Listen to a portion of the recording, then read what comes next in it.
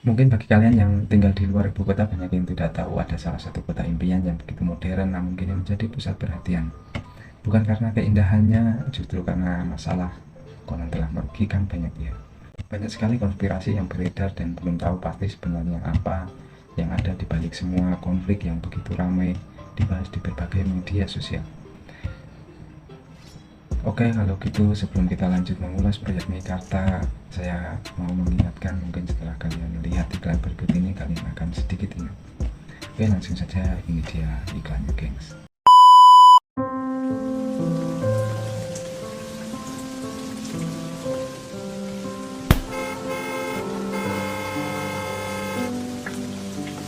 Terkadang kita lupa,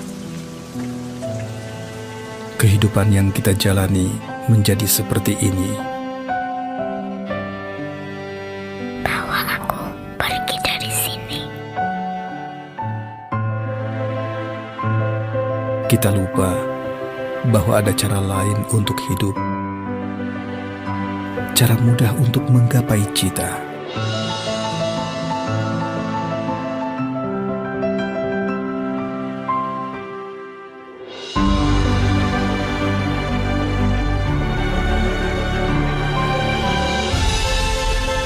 Kita lupa, semua ini dapat menjadi milik kita.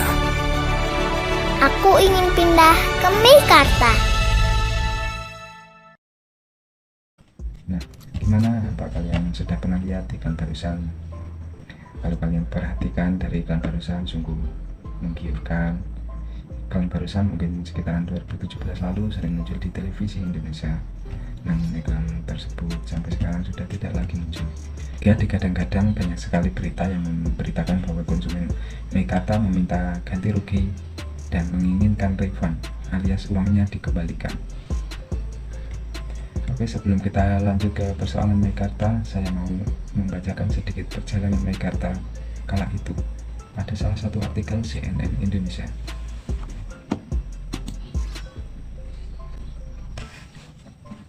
Apartemen Meikarta di Cikarang, Bekasi tengah menjadi perbincangan usai para pembelinya mengeluhkan unit yang tak kunjung diserahkan sejak 2019.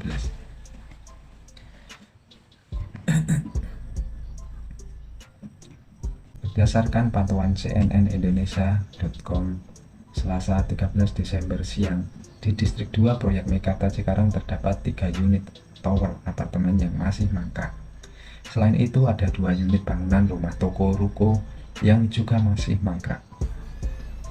Rumput-rumput liar yang tinggi pun menambah kusam kawasan Distrik 2 ini. Suasana di tempat ini terlihat sepi. Tidak terlihat pekerja-pekerja proyek yang beraktivitas pada umumnya. Kalau proyek itu berjalan seharusnya ramai sih. Yang terlihat hanyalah lalu lalang beberapa kendaraan yang melintas kawasan itu. Memang terlihat beberapa security berpatroli dengan kendaraan bermotor. Di sisi lain, security lainnya tampak duduk memantau di pos yang berada tak jauh dari kantor marketing Meikarta Distrik 2.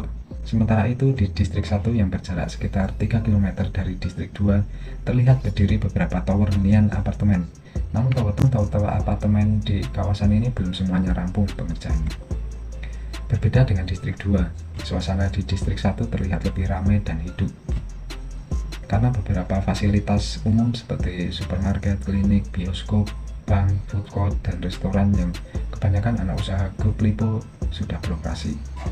Di kawasan Distrik 1 ini pun lebih banyak berlalu lalang karyawan-karyawan yang bekerja di unit-unit ruko atau kantor yang berada di bawah tower apartemen. Mengutip dari berbagai sumber, Meikarta merupakan proyek kota terencana yang dibangun oleh PT Lipo Karawaci Tbk di Cikarang, Kabupaten Bekasi. Meikarta resmi diluncurkan pada 2017. Kala itu disebut nilai investasi proyek mencapai 278 triliun. Salah satu yang diingat publik adalah serbuan iklan di televisi pada 2017 sambil mengusung konsep kota masa depan serta jargon yang selalu terngiang yang ingin pindah ke Meikarta. Jargon ini sempat viral pada kala itu. Meikarta digadang-gadang akan memiliki 100 gedung pencakar langit yang memiliki 35 sampai 46 lantai. Lipo Group memperkenalkan proyek di lahan 500 hektar itu sebagai proyek dan portofolio terbesar selama kiprahnya di industri ini. Sejumlah tokoh politik pun rame-rame mendukung proyek ini kala itu. Tokoh itu mulai Ketua MPR Zulkifli Hasan hingga Ketua Umum Partai Nasdem Surya Paloh. Namun proyek ini mengalami masalah dengan pemerintah Provinsi Pemprov Jawa Barat pada 2017. Wakil Gubernur Jabar saat itu Deddy Mizwar sempat meminta Lipo Group menghentikan sementara proyek. Alasannya, sebelum ada rekomendasi dari Pemprov Jabar yang hanya memberikan rekomendasi izin 84,6 hektar untuk lahan proyek Meikarta. Jadi izinnya itu 84,6, tapi yang dibangun 500 hektar. Sementara itu PT MSU digugat pilot oleh dua vendornya yakni PT Relistran Logistik dan PT Imperia Cipta Kreasi. Tak hanya itu, Komisi Pemberantasan Korupsi KPK melakukan operasi tangkap tangan OTT di Kabupaten Bekasi terkait proyek Meikarta pada 2018.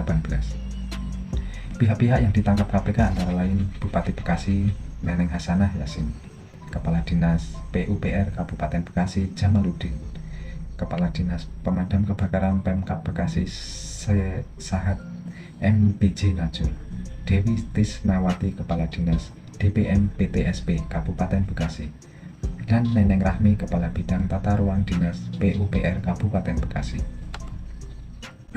Inilah awal penghentian proyek Meikarta tidak dirampungkan hingga membuat was-was para konsumen.